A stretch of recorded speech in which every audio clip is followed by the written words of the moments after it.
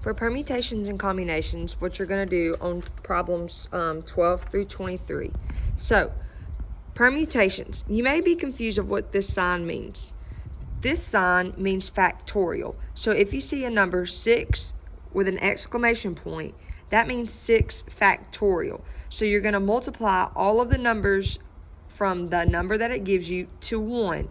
So they have 6, 5, 4, 3, 2, 1. You multiply all those and get 720. So if I had 5 factorial, we would multiply 5 times 4 times 3 times 2 times 1, and we would get 120. So 5 factorial would be 120. So factorial, all that means is whatever number it gives you, you multiply all the numbers to 1 from that number. So let's look at permutation. If we have 7p3, that means we're doing a permutation problem. So you're going to have 7 factorial. Whatever the first number is goes on top. On bottom, you do 7 minus 3. So the first number minus the second number on the bottom. So 7 factorial stays on top. 7 minus 3 is 4. So we have 7 factorial over 4 factorial. So that means we're going to have 7 times 6 times 5 times 4 times 3 times 2 times 1. And we're going to get 5,040. Because that's the top, 7 factorial. Now let's see what 4 factorial is. 4 times 3 times 2 times 1, and you'll get 24. So we're going to put that first number that we got over 24 and simplify. Again, this is the formula for permutations. Okay? You have the number of permutations of n, so that's how many items are taken, or times, so however many times. That's permutation.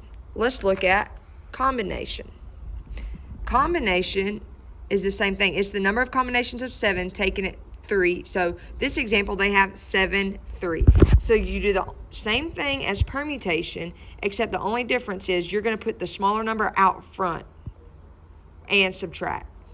Okay, so permutation, you just have 7 minus 3. And of course, the top number is this first number. On combination, you have the second number out front, and you still have 7 minus 3. So again, you would do it the same way, except this time you'd have 3 factorial, and 7 minus 3 is 4. So you're going to have 3 factorial and 4 factorial. So let's look at this example. It says determine whether the problem represents permutation or combination. The order does not matter. The group Kitty, Smokey, and Tigger is the same as Tiger, Kitty, and Smokey. It is a combination, okay? So the formula for combination, again, we have 11 choose 3, okay? Because there's 11 kittens from a litter, and they're choosing a group of 3. So that's why 11 goes first, choose 3. So 11 factorial goes on top. Then we have 3 factorial, 11 minus 3. So again, 11 minus 3 is 8, and everything else stays the same. So we wrote out 11 factorial is 11, 10, 9, 8, 7, 6, 5, 4, 3, 2, 1. And then 3 factorial is 3 times 2 times 1. And 8 factorial is 8 times 7 times 6 times 5 times 4 times 3 times 2 times 1. Now, these are going to cancel, so we don't have to put that whole thing in the calculator. So go ahead and write out what each factorial is so you can see what can cancel on top and bottom.